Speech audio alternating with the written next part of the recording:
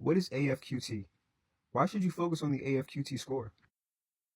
The Armed Forces Qualification Test, AFQT for short, is used by all of the services to determine if an applicant is eligible for the military. 4 of the ASVAB subtests are combined to form the AFQT. It measures general cognitive ability and is composed of verbal and mathematics subtests.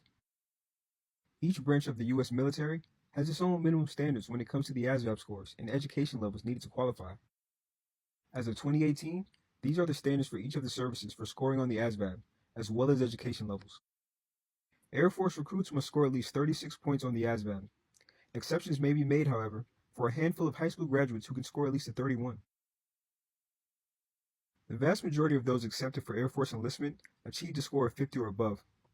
Your chances of joining the Air Force without graduating from high school are very slim. Even with the GED, the chances are just not good. Only about half of 1% of all Air Force enlistments each year are GED holders. To even be considered for one of these very few slots, a GED holder must score a minimum of 65 on the AFQT. And as a side note, the Air Force allows a higher enlistment rank for recruits with college credit.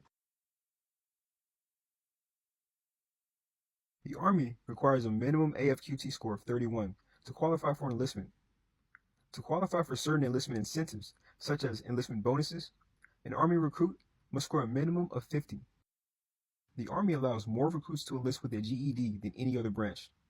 The Army even has a special program called Army Prep School that allows individuals to enlist who have no high school diploma or GED.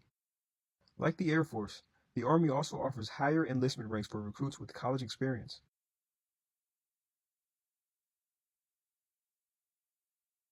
Marine Corps recruits must score at least 32 on the ASVAB. Very few exceptions are made for some otherwise qualified recruits who could score at least 25. As with the Air Force, those without a high school education are generally ineligible. The Marine Corps limits GED enlistments to no more than 5% per year. Those with a GED must score a minimum of 50 on the AFQT to even be considered.